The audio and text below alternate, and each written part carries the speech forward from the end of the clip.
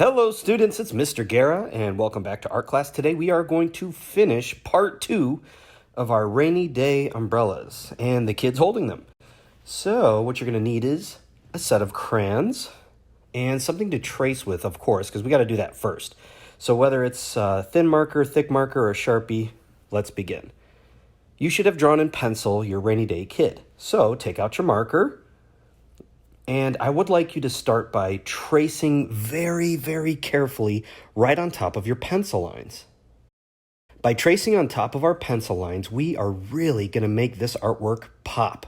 It's going to really look a lot better, and then after we're done tracing, of course, we will get to coloring. Now I want you to take your time, do the best job that you can do. Remember your craftsmanship. I'm going to put this video in fast forward as I trace all the raindrops and the puddles and the kid.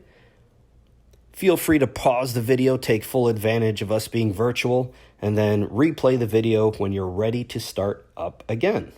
Now, a little side lesson. When you're using crayons, I want you to know there's a new way to color.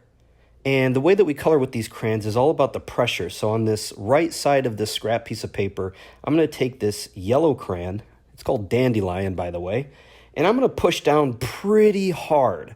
Not so hard that my fingers get sore or that I break the crayon, but I'm going to push down hard. I'm going to call that level 3. And now in the middle here, I'm going to do level 2. Level 2 is not the hardest, but not the lightest either.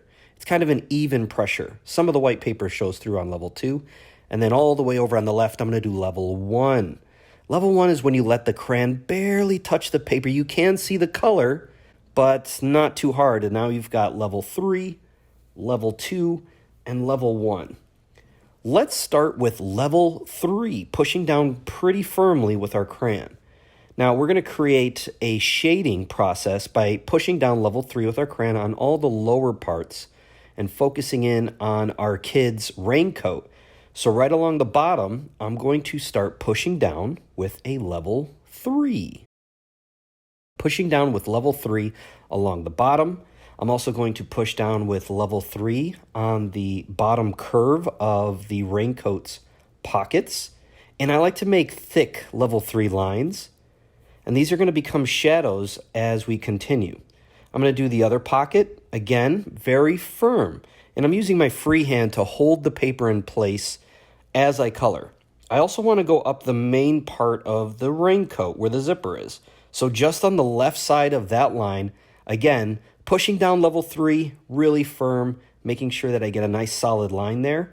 I also need to do the front of the collar and where it connects to the zipper. So I'm going to curve the line across the top of the hand and up the front. And I also want to do the elbows.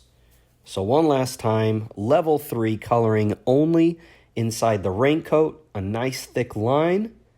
And now what I'd like you to do after you're done with all that is I would like you to color the raincoat, the rest of the raincoat in using the exact same crayon, level 2. So I'm going to fast forward the video as I color in level 2. I don't want you going too fast. Take your time, do the best job you can, but I'm going to color in the raincoat level 2. And as you can see, it kind of creates this cool shadow with light coming down from the top and shadows underneath. Now, if you want to be a super duper awesome artist, I challenge you to further darken your shadows by using a brown crayon.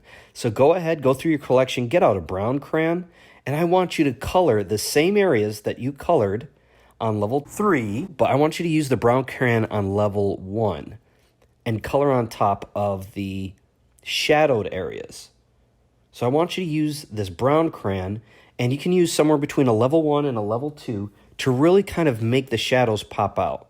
This is a cool little trick that I want you to keep in mind going forward in all of our art lessons and any art that you make. Now it's time to color the entire rest of our artwork. And when we're done, it's going to look something like this. And you can see that across the top, I chose the brightest colors I could find because I really want the umbrella to kind of stick out. But when it comes to the background and the puddles and the ground, I used a few different kinds of blue. This kind of blue is like a regular blue. And then on the ground, I used a cadet blue, which is like a blue and a gray mixed together. And then for the puddle, I used a light blue. And then, of course, I colored in all of the rest of the artwork, the kid's face, the kid's hair. So let's go ahead and start that process. I'm going to start taking out my crayons And I'm going to start with my umbrella using bright colors, and here we go into fast forward again. Often, coloring our artwork and using our best level of craftsmanship takes some patience, it takes some hard work, and it might even take a break or two.